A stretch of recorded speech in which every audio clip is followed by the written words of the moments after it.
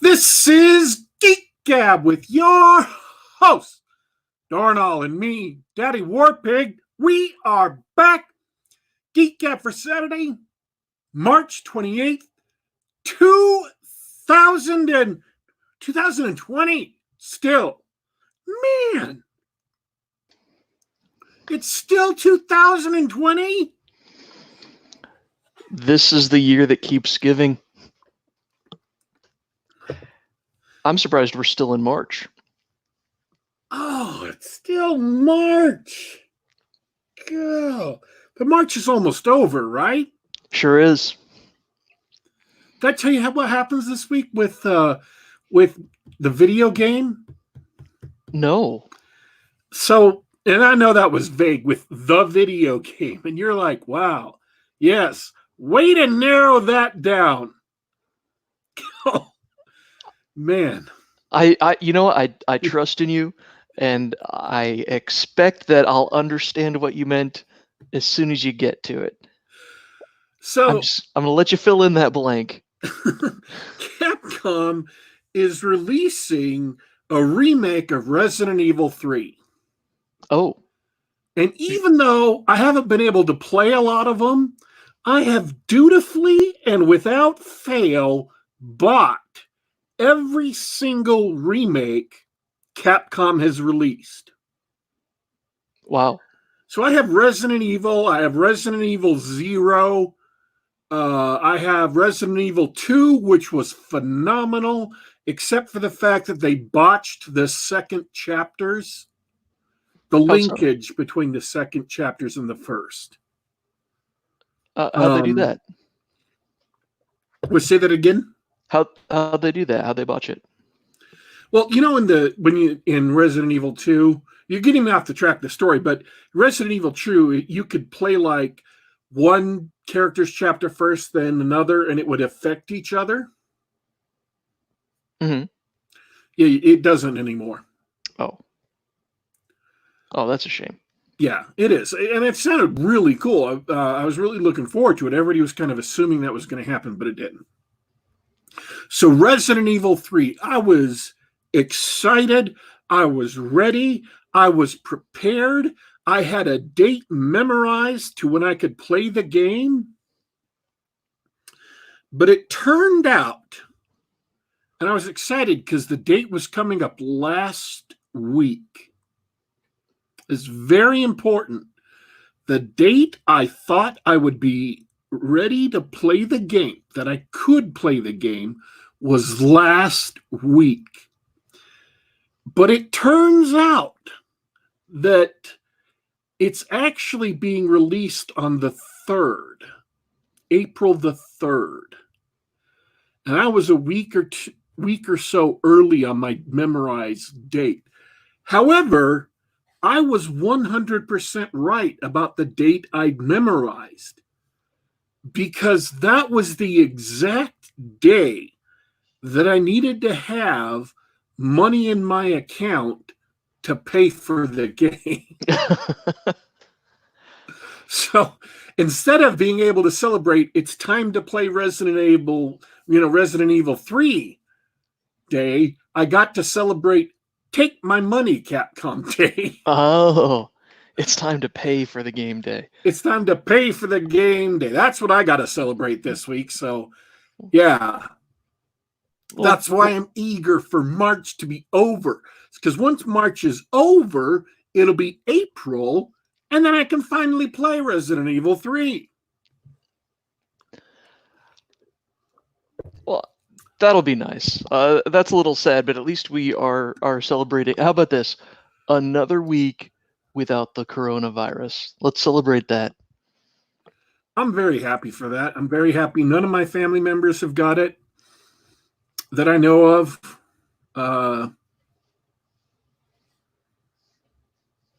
Not in my family, not in my extended family. So yeah, I'm hoping anybody listening, I'm sincerely hoping and praying that none of you or your family members got it. I do know at least one of the people I know on Twitter has it.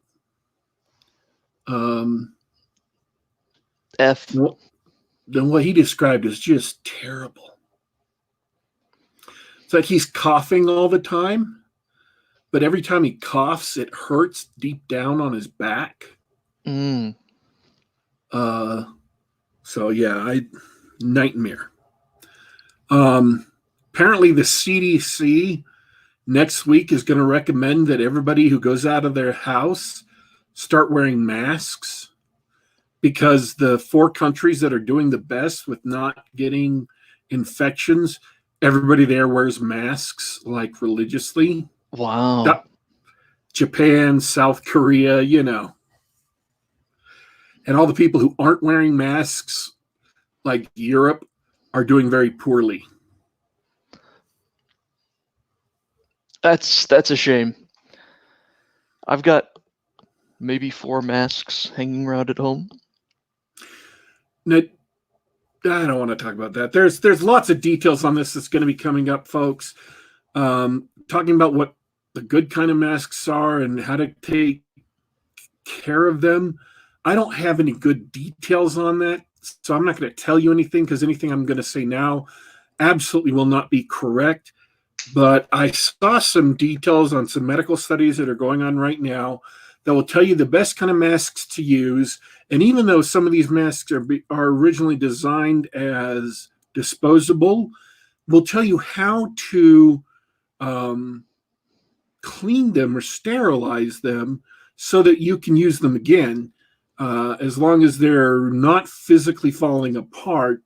Using just simple things you got at your home, you can sterilize them and use them again, so that you don't have to keep a constant supply of masks on hand. I don't have exact details that you could rely on, so I'm not even going to talk about it. But I have seen those details. I've seen information about those studies, and that's coming down the pike. So that if you want to take them out of your house, I'm sure that information.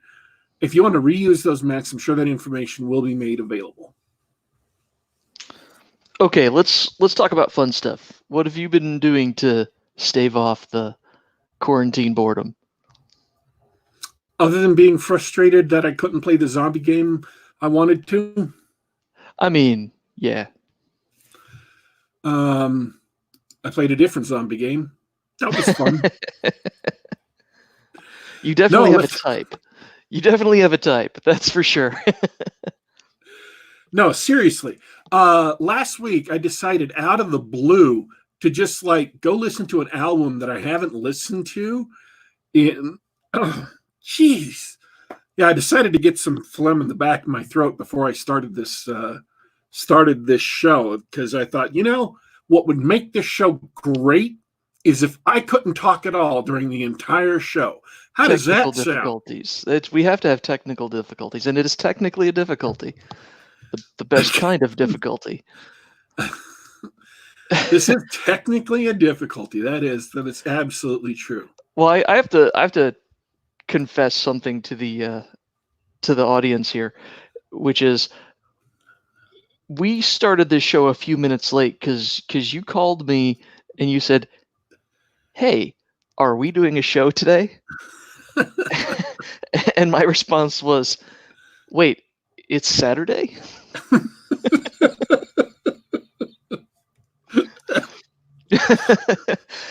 So that's where I'm at these days. This whole week has been just one big question mark for me. I've taken the time off work instead of trying to work from home, and I've been filling my time, besides doing some personal stuff that needs to be taken care of, personal business. I've been playing games online, board games specifically. I thought I would spend a lot of time on Steam downloading new games and trying new things. No. Turns out a lot of my local buddies like to hop on Discord and put together a game, and there's a lot of resources out there to play board games online, and I find it a lot more satisfying than sort of your solo video games. That, for me. In particular, I want to call this site out. In particular, have you ever heard of a site called Tabletopia? No. It's spelled just like it sounds, and it is a virtual tabletop, and they've got a program, but it also runs in your browser. And it's pretty intensive stuff. Someone I know who has a very poor computer had trouble running it, but it has dozens and dozens of games implemented on it, and it's done as a purely virtual tabletop, and that means that the rules are not implemented. There's no automation, but each player has a view of the table with all the pieces and everything, and all the pieces have been modeled. So you actually get to play the game, only you're using your mouse and keyboard to interact with the pieces instead of your fingers. Oddly satisfying, but it's a little fiddly. Anyway, I encourage everybody to try it out. You can get a premium account, and the premium account basically lets you play all sorts of games up to 4 or 5 players, and the first month is free. So guess what? You've got a month free, right?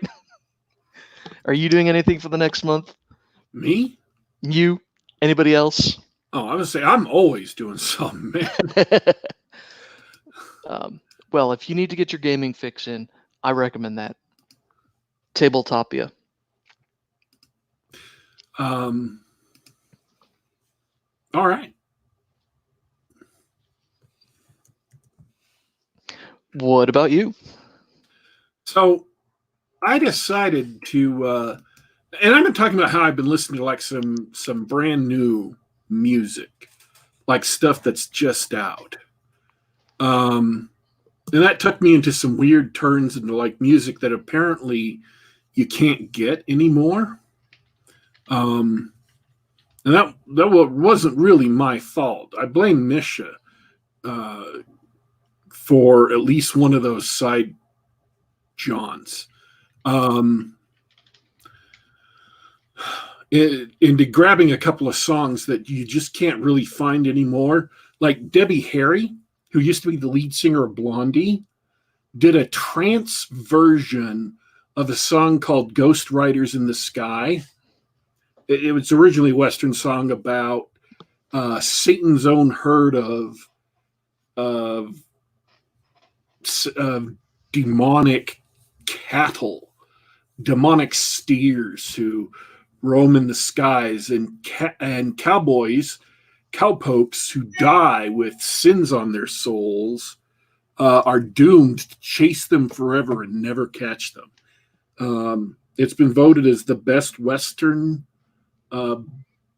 ballad ever, best Western song ever, and just about everybody's covered it, and a few people have covered it under different genres. Debbie Harry covered it under a trance electronic genre, and you can only get that. I found it on the Wikipedia page. They linked to the web archive of her old page, and you can download it from there. So I downloaded it, and there's also a version that was in the Ghost Rider movie. So not on the soundtrack. It wasn't released on the CD, wasn't released as a single, wasn't released on any of their albums.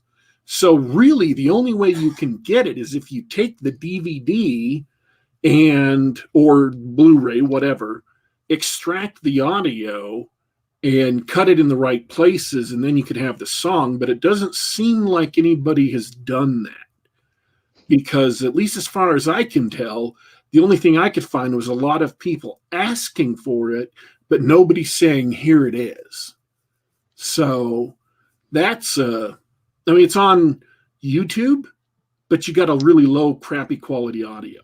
So that song doesn't seem to exist in any form, anywhere.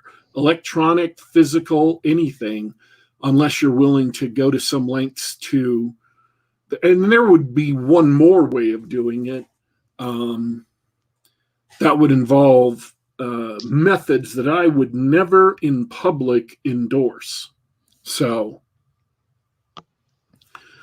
but if you could get a hold of a Matryoshka video copy from whatever sources you could, and you can make that yourself if you have a Blu-ray, that would be the only legitimate way for you to do that, and I would encourage legitimacy, of course. Get a Matryoshka video copy. You could do it yourself.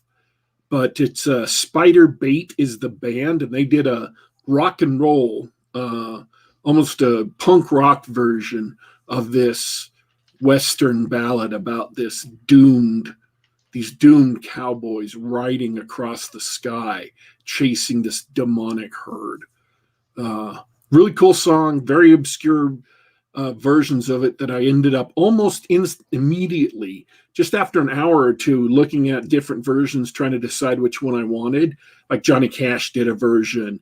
The guy who did Big Iron off of the Las Vegas or New Vegas soundtrack for Fallout, Marty Rollins, he did a version of it too, and he was great.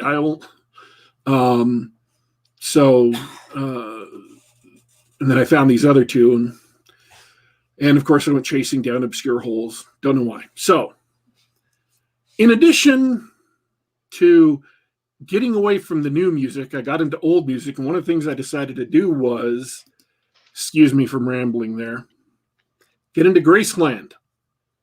Paul Simon's 34-year-old album.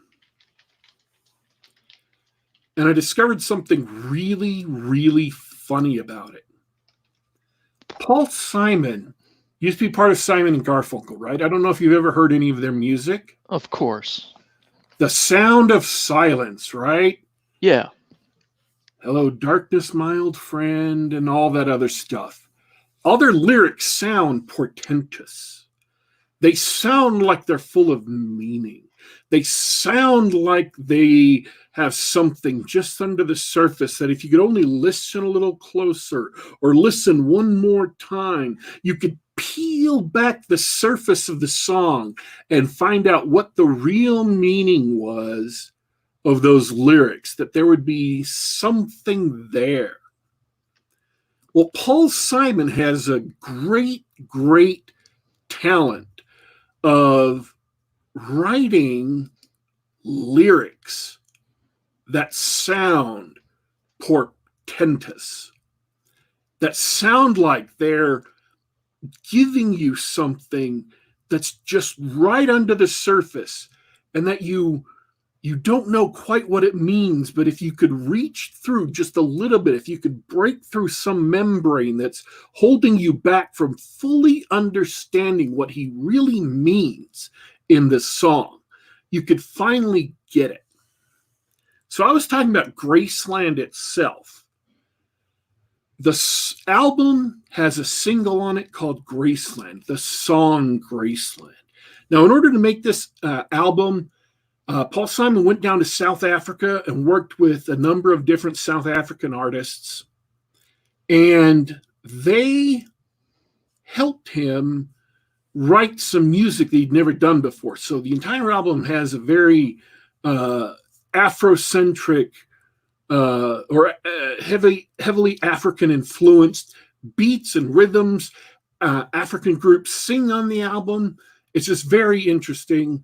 There was one hit, and based off of that one hit, which was huge, they sold many copies of the album and got these quirky, weird songs into everybody's hands.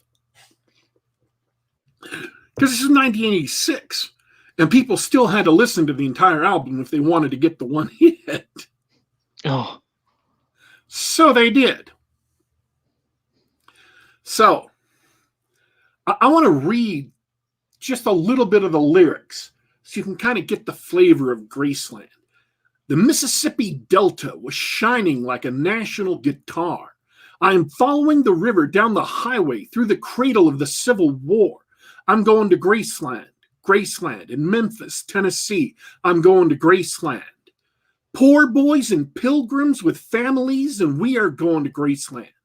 My traveling companion is 9 years old. He is the child of my first marriage, but I have a reason to believe we both will be received in Graceland. She comes back to tell me she's gone, as if I didn't know that, as if I didn't know my own bed, as if I'd never noticed the way she brushed her hair from her forehead. And she said, losing love is like a window in your heart.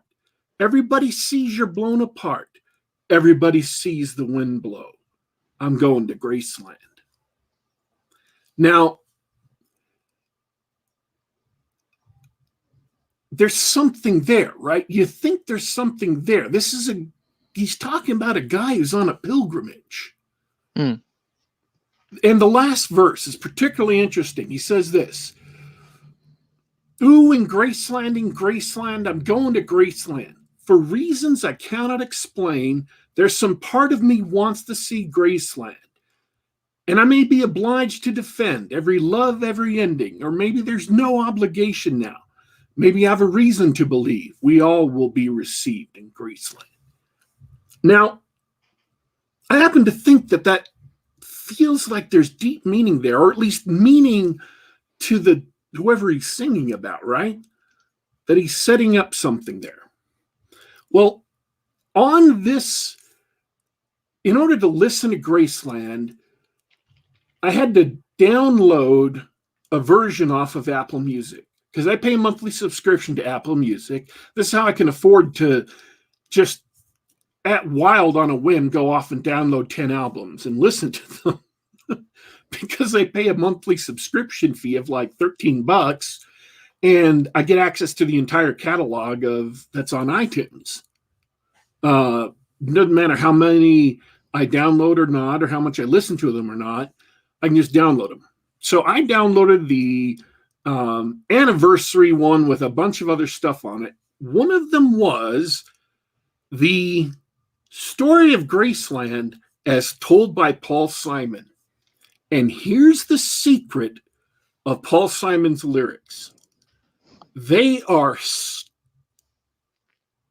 stupidly, directly, absolutely, and utterly, completely,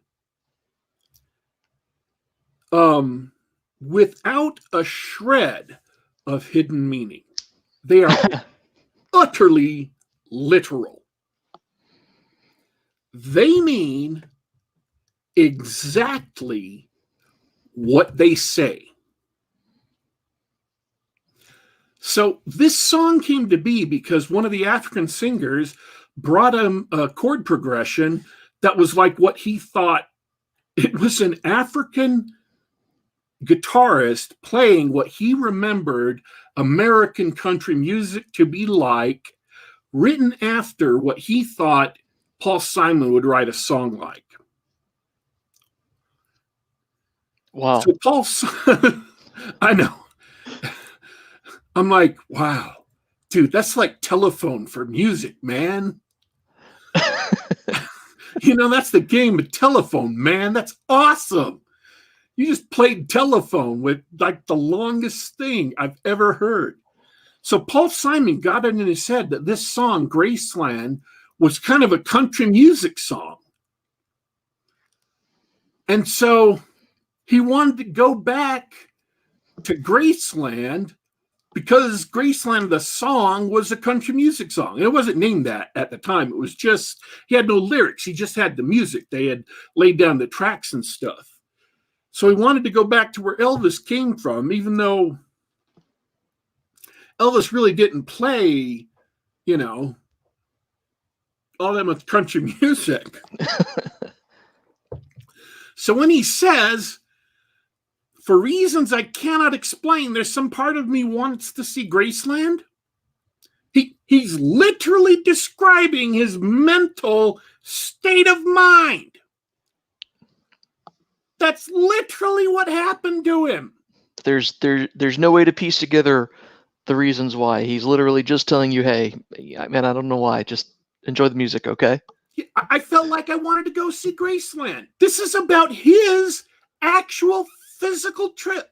He flew from Africa. He got on a plane and flew from Africa to Louisiana. And he stayed in a hotel in Louisiana. And so when he got out of the hotel and got in the car, what did he see? He saw the Mississippi Delta. And it was shining. Very first lyric in the song. And what did he do driving north towards Tennessee? He was following the river. You've sapped all the mystery and wonder out of my life. It's deliberately literal. And I was astounded when I heard him describing this. And I'm like, every time I listen to these songs for 34 years, I've always felt that there's some meaning that's just right out of reach. And you're telling me that the secret meaning that was just right out of reach was that there was no secret meaning. It's like learning Santa Claus isn't real all over again. The secret is that there is no secret to Graceland. I was deflated. I will not lie. So those are my great musical events this week. Accidentally tripping backwards in the middle of literally hundreds of easily available, popular versions of a song, finding myself once again chasing down the most obscure, unavailable versions in the world, because that's what I do when I find music. I become obsessed with the most unavailable singles available of that song and go chasing them down and destroying 34 years of mild, low-key fascination with the lyrics, Paul Simon's lyrics on the Graceland album. That's my week in music, folks. That's what I've been doing this quarantine. That reminds me of whenever you run into an essay or a professor of literature or something like that, talking about the hidden, deeper meaning of such and such novel or story or something like that, and I'm pretty sure the story is just about what it's about. Yep. Pretty sure you're just trying to justify your own paycheck. Yep. The song is just about what the song's about, and that's it. I did want to say this. Emmett Fitzhugh mentions that his wife is a nurse in one of the hot zones. She's in quarantine right now, waiting on her test results. So, seriously, man, we hope the best for your wife. Yep. Absolutely. And Jeff Rowe just showed up just in time to catch the dead end of Graceland. That's kind of unusual for us. Have we ever done music before, like at least like that, like in depth? No, not in depth. I think a couple of years ago we had a nice discussion of new wave and industrial with Kursova, and that's the last time I remember talking about music. Oh yeah, because Alex he was like a producer, and he made music and released records and stuff. Man, we know great people. We know awesome people, man. We're lucky. We are so damn lucky. Serious. All right. So let's move on past Graceland.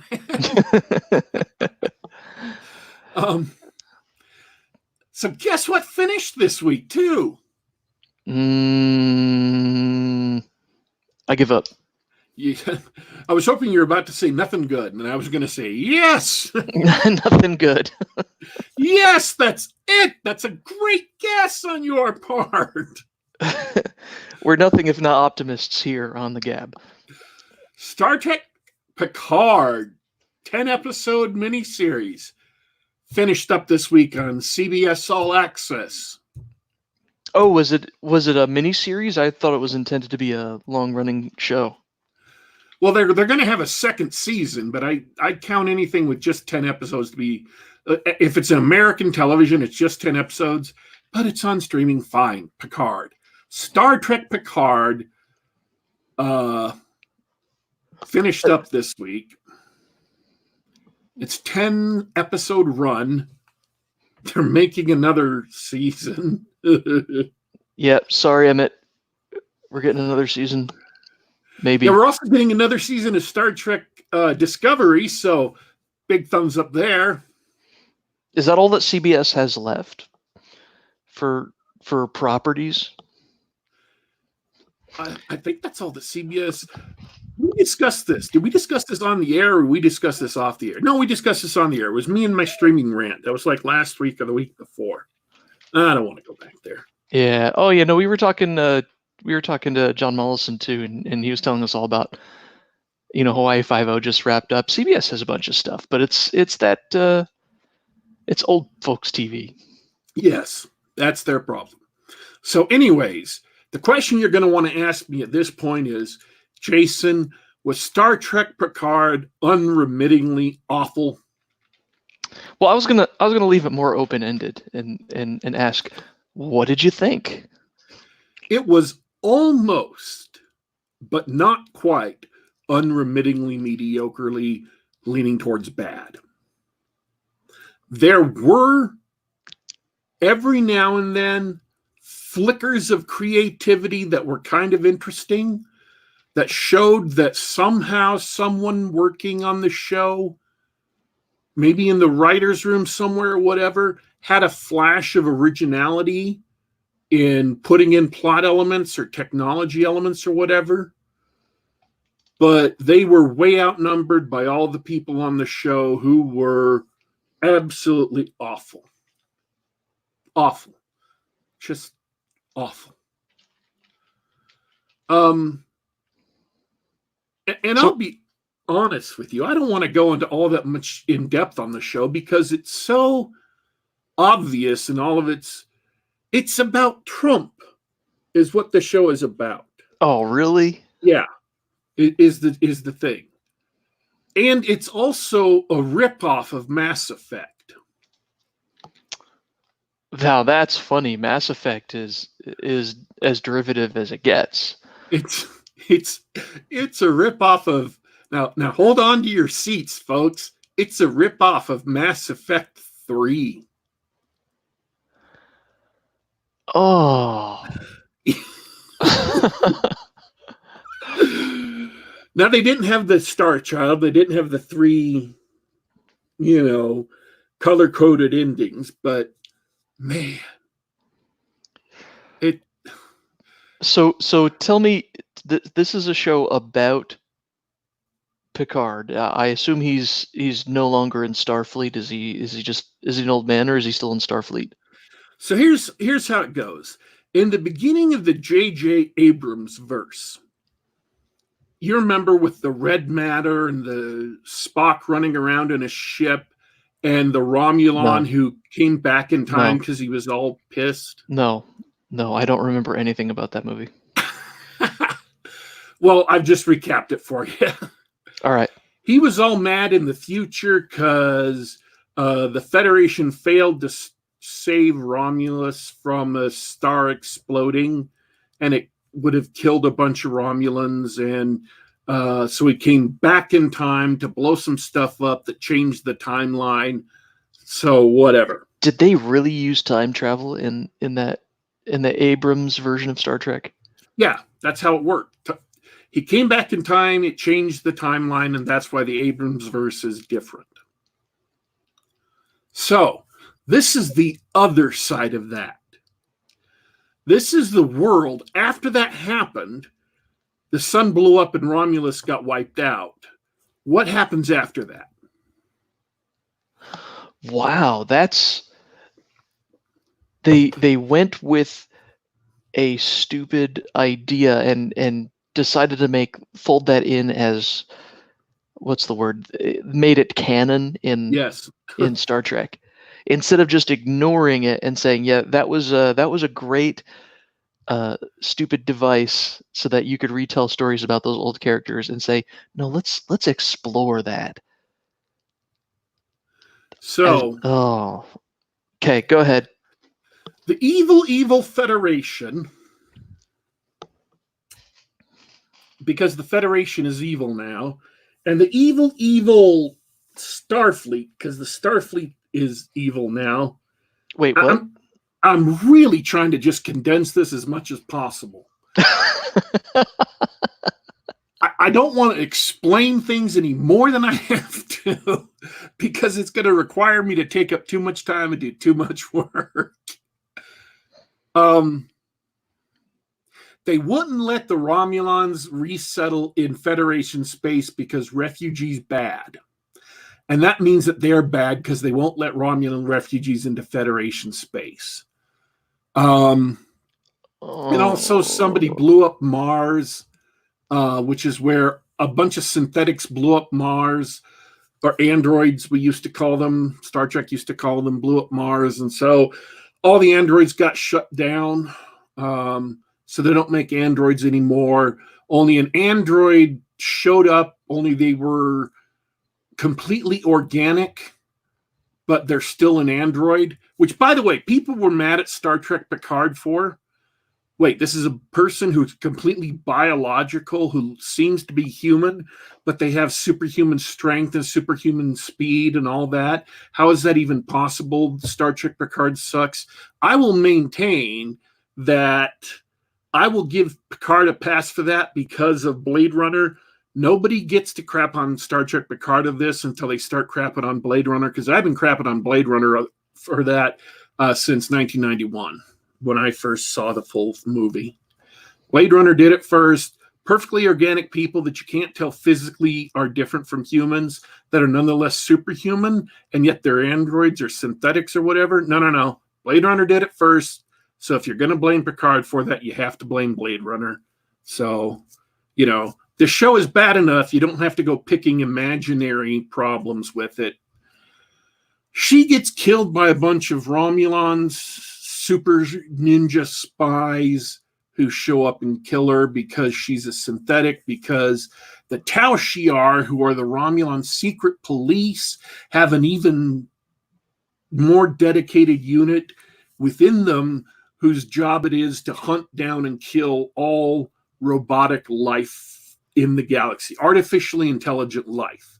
Because every single time, and here's the idea, this could have been a good idea, not for Star Trek, but for a science fiction show of some kind. This could have been a great idea. Every time a civilization develops artificial intelligence of a kind to where the artificial intelligence, or the robots, androids, synthetics, whatever, are about to exceed humans or whoever, become better or replace them, something shows up and lays waste to everything. Synthetics and humans alike is what they think. Wow, they really did rip off Mass Effect. I know. They played Mass Effect and they thought, wow, that is a cool idea for a villain. Apparently, Alex Kurtzman is known for ripping off video games. I just heard that as a side comment from Red Letter Media. I don't know that to be true because they didn't give any examples, but that's what they said. So, but actually, that's not a problem. You could take the same idea that Mass Effect did, and if you did something good with it, if you made a compelling series or a compelling movie with it, that's not a problem. That's just like, hey, good for you. Because ideas are just ideas. They're yours to take. They could have done something cool with that in another show. I don't think that that's the right thing for Star Trek to do. But it could have been. I mean, you could have made a good Star Trek series about that, but that doesn't feel like a Star Trekian idea, you know? But I guess Star Trek has sort of always changed over the years, hasn't it? Yeah. I mean, if you really think about it, the original series is, and I'm cribbing from if I'm not mistaken, I'm cribbing from Brian Niemeyer on Twitter here. It was just a framing device to tell cool science fiction stories, or whatever kind of stories they wanted to. Right. The original series was wacky. It was like, hey, you know, we're on the Nazi planet this week. Let's tell stories about Nazis, or, you know, trouble with tribbles or whatever. And then the Next Generation changed that. It became about the characters and their conflicts and some grand story and the Prime Directive and everything. They became a lot more coherent. Yeah, as a universe, which I guess is nice. And then I guess Deep Space Nine went off the rails. But it was a satisfying show about that one local area. And anyway, you see what I mean? So Star Trek's always been sort of shifting in what it does. So I'm not saying that's necessarily a bad thing that Picard has decided to tell these types of stories in that universe.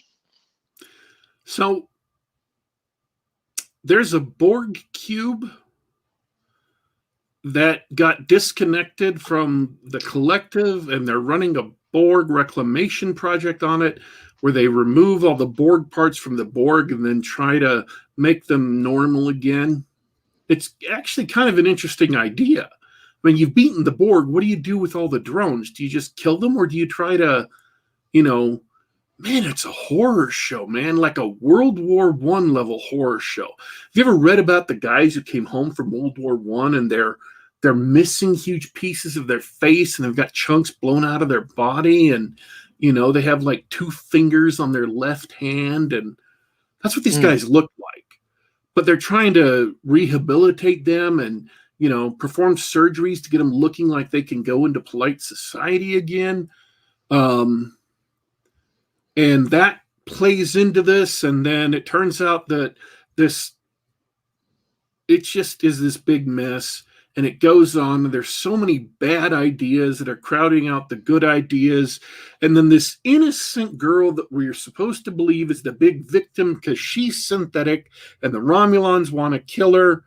The Romulans, who are supposed to be the refugees and victims of the Federation, actually turn out to be bad guys who want to murder the innocent droid because they think she's the destroyer who's going to end all life in the universe. Guess what? She is? She's the destroyer who's going to end all life in the universe. Literally, she deliberately, with malice aforethought, turns on a tower that shoots a blue beam of energy into the sky. And I didn't know if I was watching the Avengers or Fantastic Four or a Transformers movie or the Guardians movie from the Soviet Union, or I think they did that in Rampage. I mean, I can't remember how many movies have blue beams shooting into the sky. And she's committing biogenocide. She deliberately presses the on switch that's going to kill every living being in the entire galaxy. With just one blue beam. Well, the blue beam goes up into the space, and it opens up a portal to basically a portal to the bad guys from Mass Effect.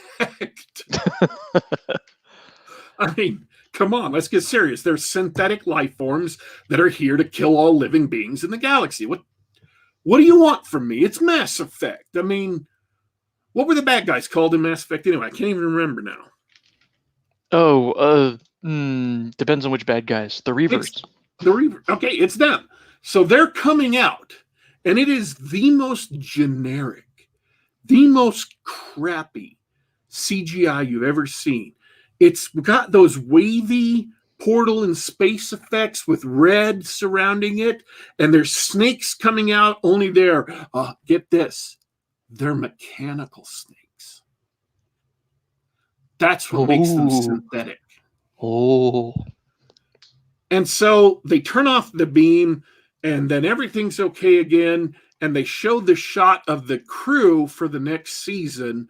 And the crew includes Picard, an alcoholic, a murderer, a drug addict, Seven of Nine, who is 50 years old, and they keep her covered up the entire show in like 5 layers of clothing, and who's now apparently a lesbian, and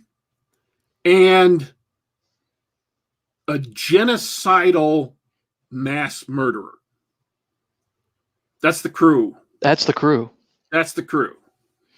It's like the McDonald's Kids Club, or the Burger King Kids Club. I don't think I've had a group of player characters that have been that bad. Yeah, that does sound like a motley crew of player characters if I ever heard one. Hey, we got the name wrong. It's the Reapers from Mass Effect 3. The Reapers. Okay, yeah. She's opening a portal to let the Reapers through to wipe out all life in the galaxy, except for like literally 30 robots. For the sake of 30 robots, she's willing to kill trillions and trillions and trillions of people. Oh, spoilers! Sorry, I just assumed that if you wanted to watch Picard, you'd either already watched it or you wouldn't listen to this show. Yeah, no. Yeah. I'm not a big Star Trek watcher myself. Have you been reading the comments? Yeah, I was just about to bring that up. We're talking about the old Star Trek stuff, going back to what we were talking about the original Star Trek. Jeffro Johnson in the chat. Thanks for hanging out with us again. He's got his pulp lens on this, as usual. Star Trek: The Original Series, flush with pulp style space princesses. I love that. That mental image. But I think he made a really good point in another comment. Star Trek: The Motion Picture and Star Trek: The Animated Series attempted to amp up the serious, hard science fiction angle, and then Star Trek II, which is The Wrath of Khan, rolled back to the pulp approach with great effect. What do you think about that? About what Jeffro just said? Yeah. Sorry, I'm fighting off a wave of depression that has crushed me right now. Let me. I'm sorry to hear that. I assume it's Star Trek induced. Let me.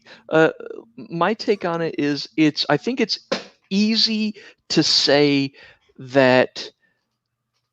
I don't want to just dismiss the idea that, Star Trek II is a good movie that I liked, therefore it is also part of this genre or style that I did like.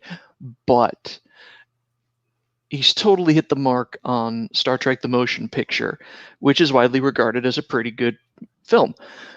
That it was sort of that intellectual, hard science fiction type of movie. And yeah, it's watchable. It's a good film.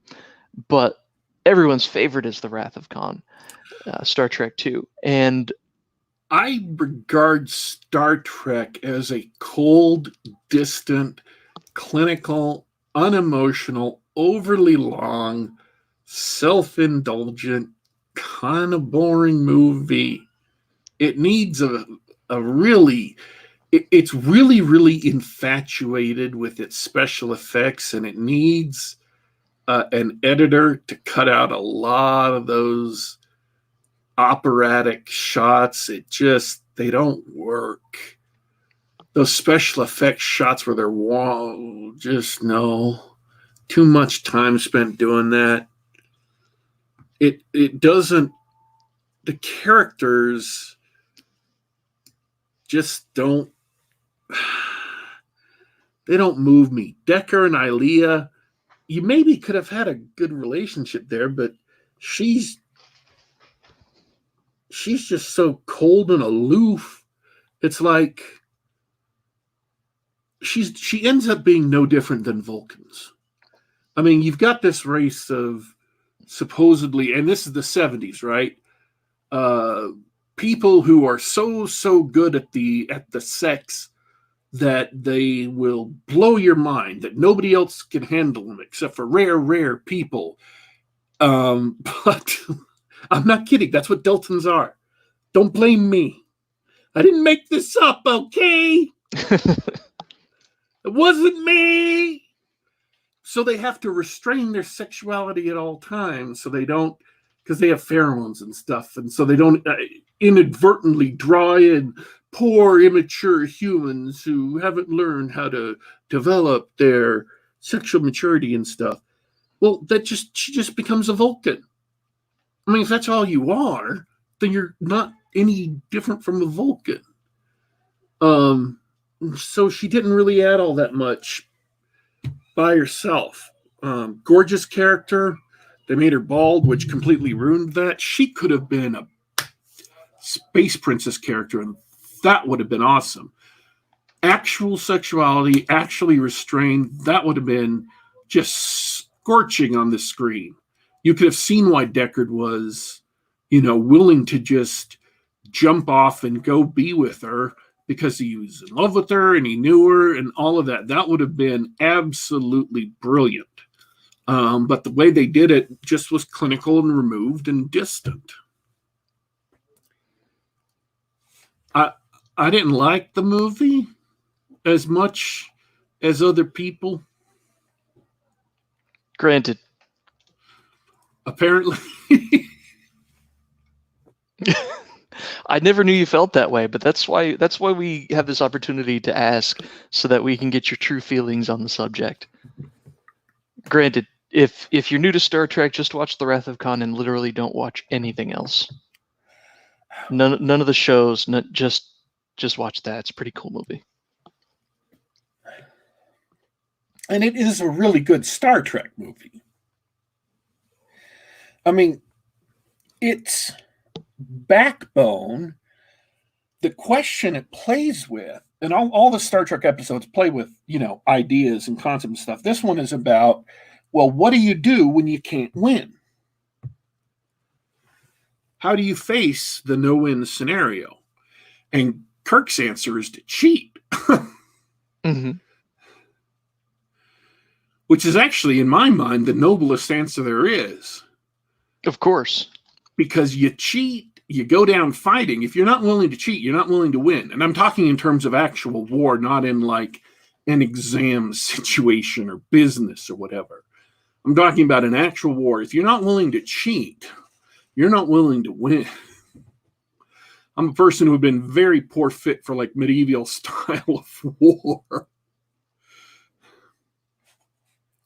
So. All right, so it's a terrible, mediocre show with ripped off ideas. Are we talking Picard again? Yeah, I'm just trying to summarize your thoughts on it. With flashes of brilliance here and there, it's not worth watching this show to see those flashes of brilliance, but I was watching it anyway for Geek Gab, so, what the hey. I have to say they're there. There are flashes of brilliance here and there that make you say, oh, wow, that should have been in a much better show. That belongs in a much better show. It's not even really, what might have been. It's just like, oh, I'd have loved to have seen that in a much better show where it could really shine, where somebody who knew what they were doing could really develop it, where it would receive some more love and attention and have a bigger impact. Do you have any YouTube clips you could share and enlighten us with these moments of brilliance? No. Oh. That's it. I was going to say, that sounds like way too much work. Well, I mean, I had a little hope there that there'd be some snippets of brilliance. So yeah, Star Trek Picard is basically don't bother. Unless you're watching it anyway for whatever reason, don't bother. There really is nothing in the...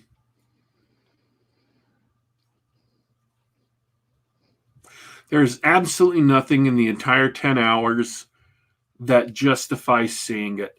In the very beginning of the show, they have two people who work with Picard on his family's land. So they're there for like 4 or 5 episodes. 4 episodes, I think. And they're ex-Tau Shiar.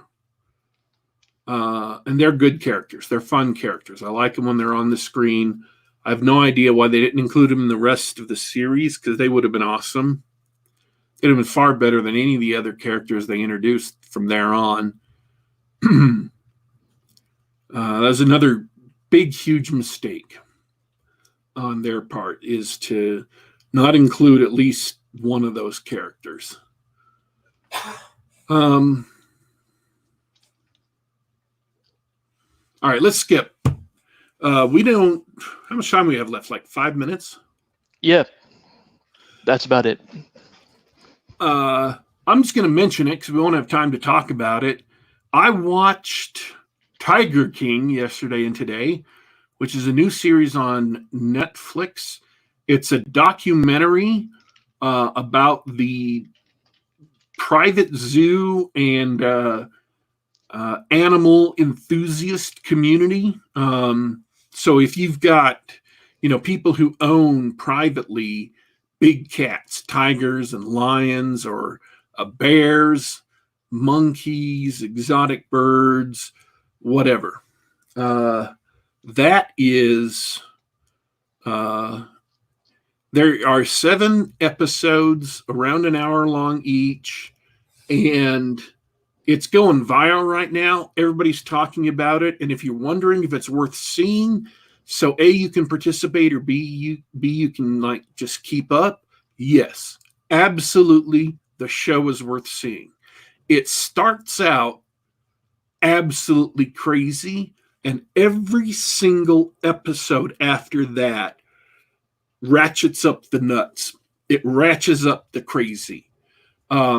And seriously, every episode is worth watching. By the time you get to episode 4, it is just insane. It is so nuts.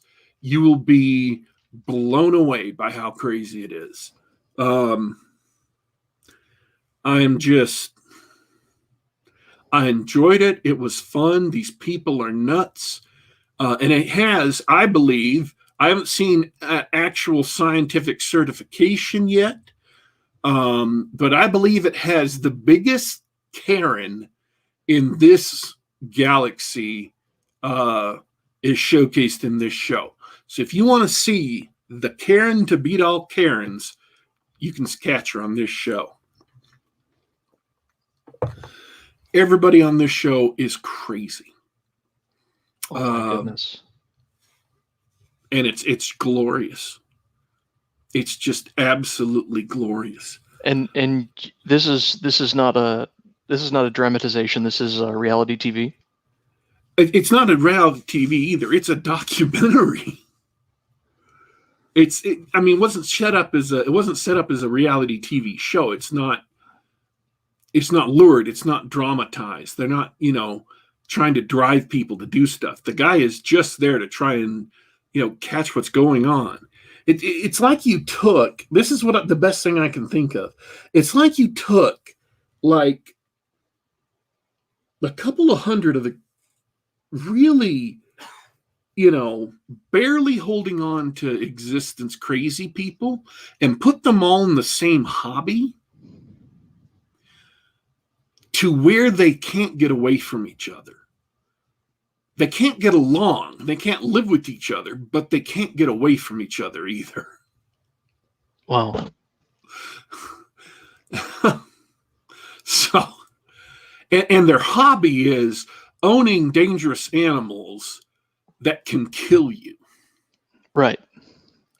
One of them is a gun-toting redneck gay man living in Oklahoma who has a zoo with 200 tigers. He sings country music, and he's married to two men. That's crazy.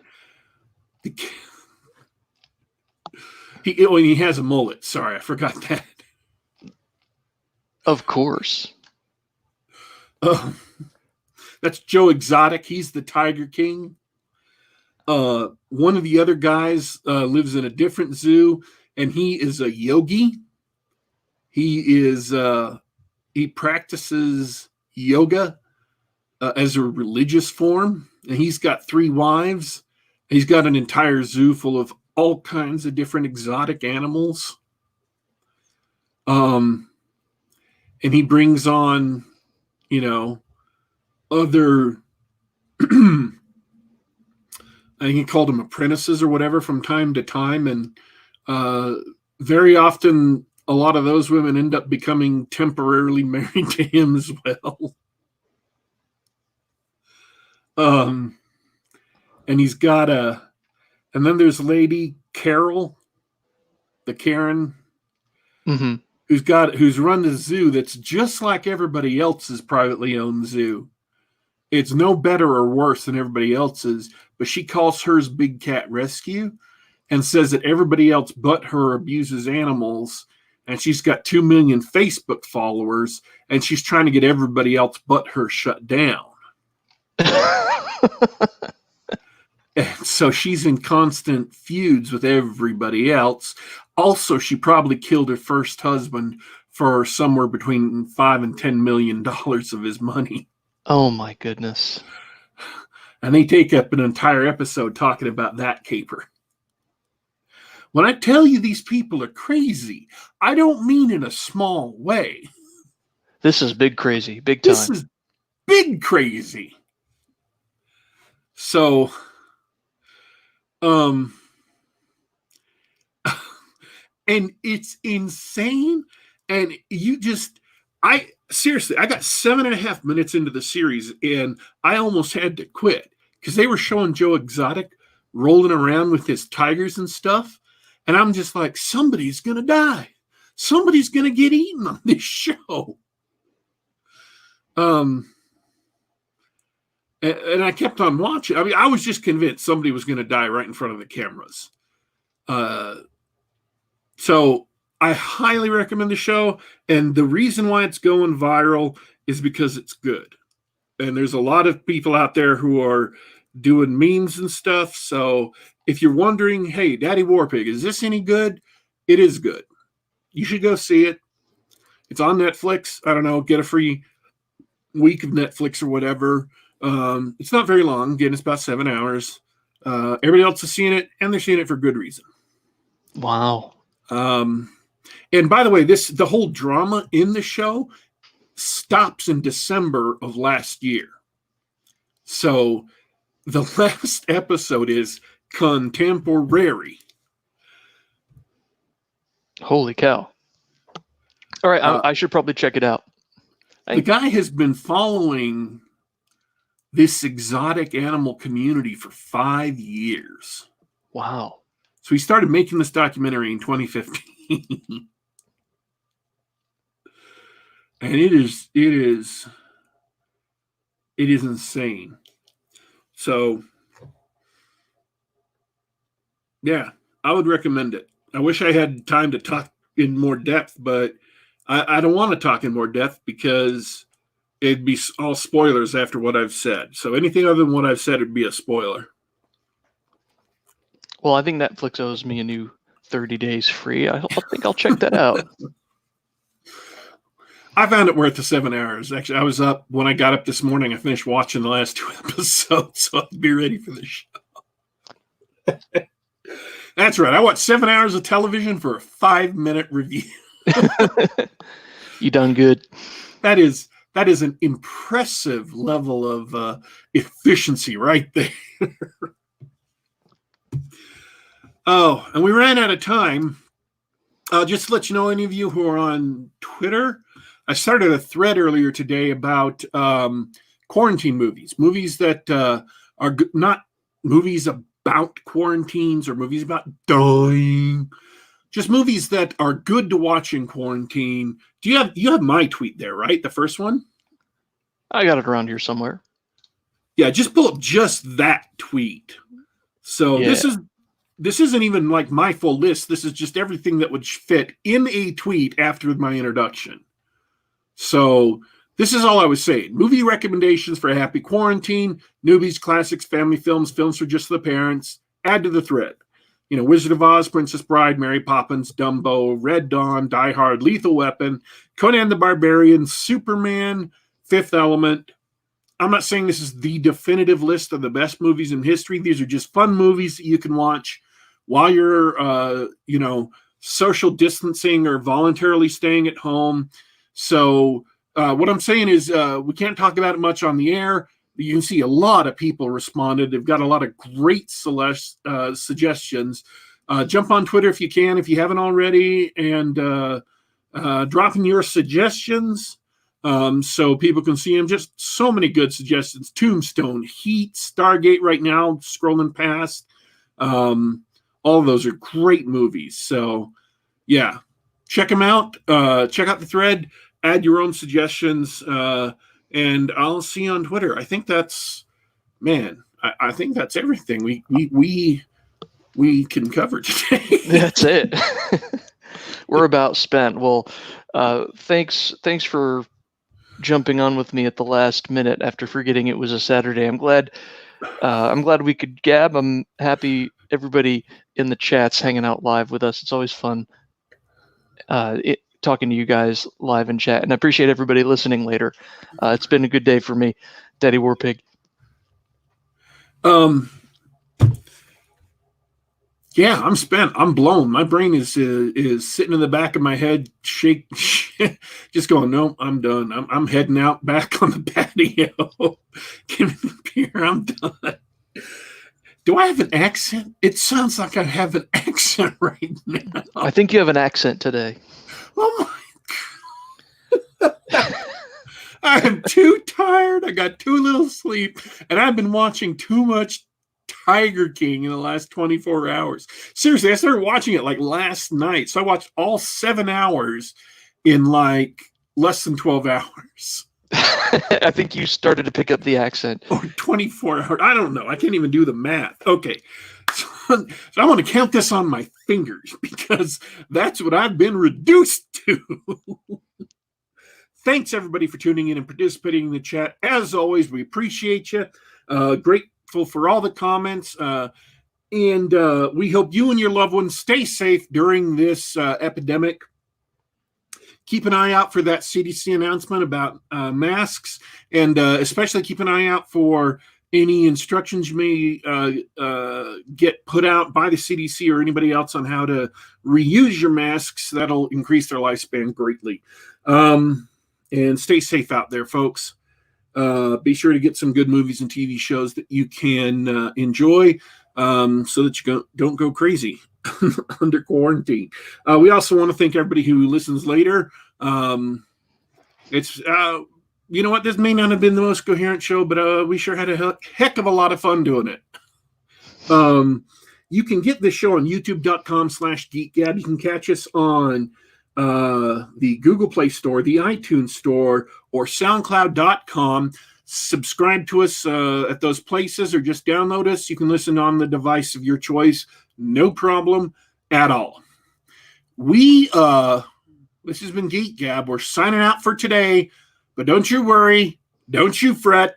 We will be back.